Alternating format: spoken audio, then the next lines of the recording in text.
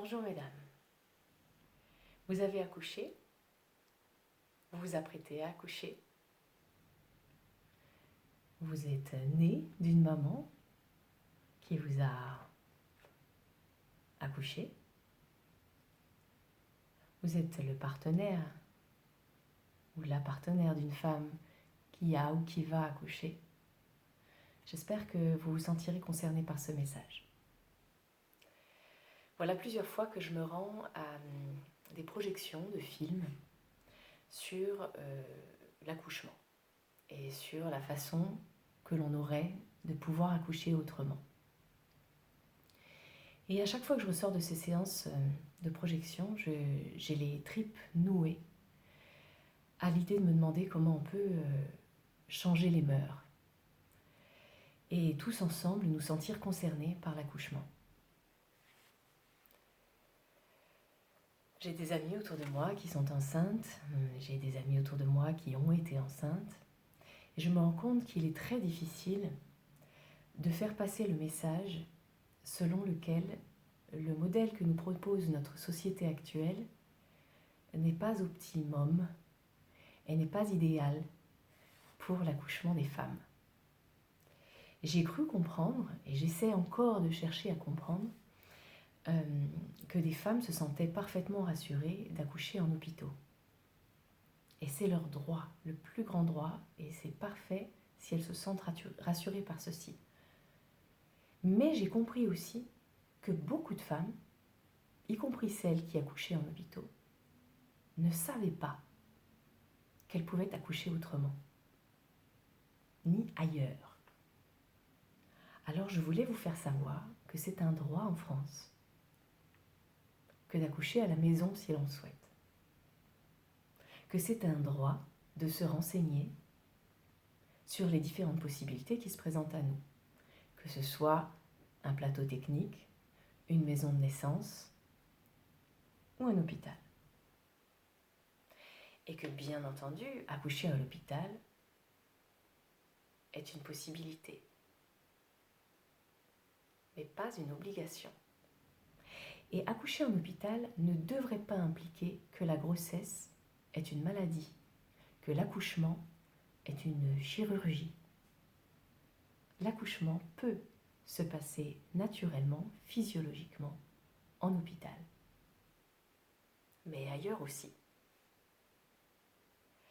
Ce message est là pour tenter de vous convaincre d'éléments essentiels dont on est peu au courant, nous en tant que femmes, mais vous aussi, messieurs, en tant que partenaires, et peut-être même vous aussi, messieurs, en tant que médecins, en tant qu'obstétricien, en tant qu'anesthésiste, en tant que sage-femme. Il semblerait qu'ait été oubliée la capacité de faire confiance en la femme et en son corps, de faire confiance en le bébé et son savoir ancestral qui lui permet de venir au monde. Attention, ce message ne remet en rien en cause les interventions médicales qui sont absolument nécessaires et bienvenues, et merci messieurs, dames les médecins de savoir intervenir.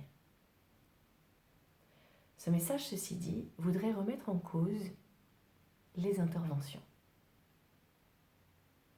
et vous permettre à vous, mesdames, de vous demander, avant votre accouchement, mais peut-être après, peut-être pour un prochain bébé, de savoir si certaines de ces interventions avaient lieu d'être et auraient pu être évitées. Et pour beaucoup, malheureusement, oui. Beaucoup de ces interventions auraient pu être évitées. Alors je voudrais apporter 2 éléments. Notre capacité à choisir où l'on veut accoucher et avec qui l'on veut accoucher. Où l'on veut, cela implique l'ambiance dans laquelle on est, que ce soit à l'hôpital ou chez nous.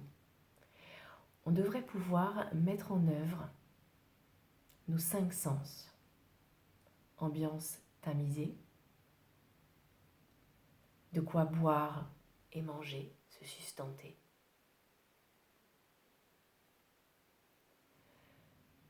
Avoir auprès de nous quelqu'un de délicat, de bienveillant, qui sache nous parler avec douceur, pouvoir écouter de la musique, pouvoir crier ou chanter, et au-dessus de tout, pouvoir choisir comment l'on se positionne. Toutes les femmes m'écoutant ici pourraient se demander comment elles aimeraient faire l'amour. Dans quelles conditions est-ce que vous aimeriez faire l'amour? Intimité, ambiance tamisée, musique, de quoi boire, de quoi manger. Vous sentir bien, bien dans votre élément. Voilà les meilleures conditions pour accoucher. Le avec qui?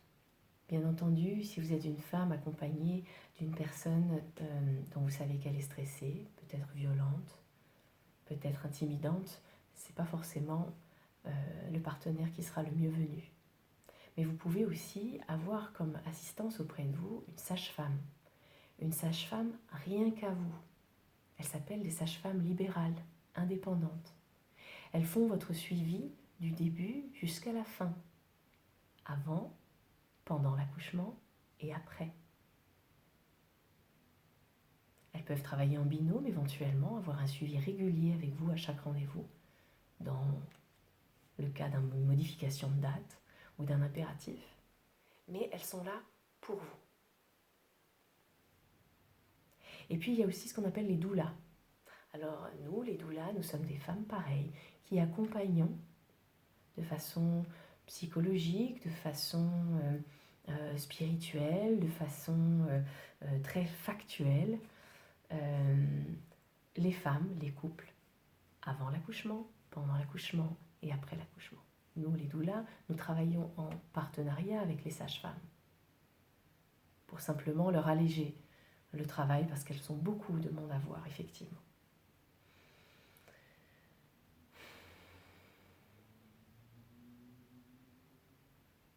Ce message est là pour vous rappeler que si ces conditions-là, le où et le avec qui ne sont pas respectés,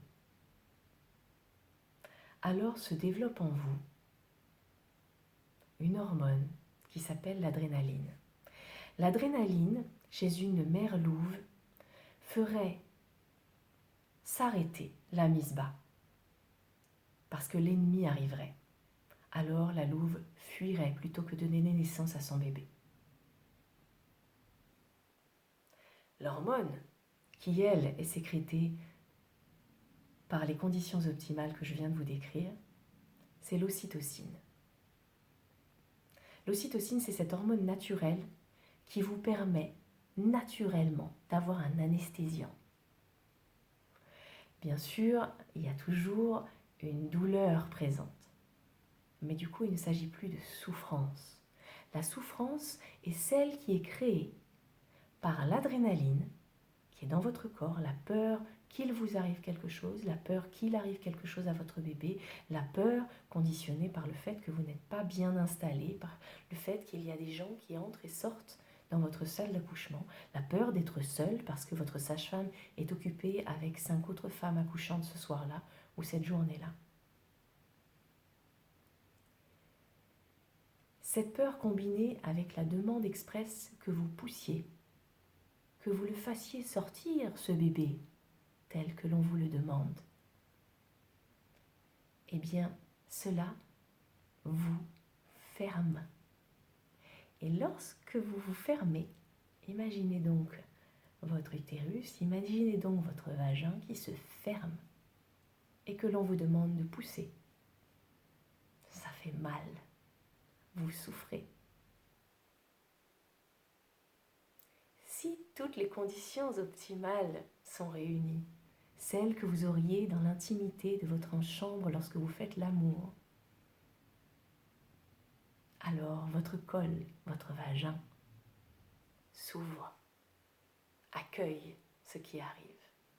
Voilà pourquoi vous pourrez constater qu'il y a des témoignages de femmes qui presque, ou même certaines, vivent un orgasme pendant l'accouchement.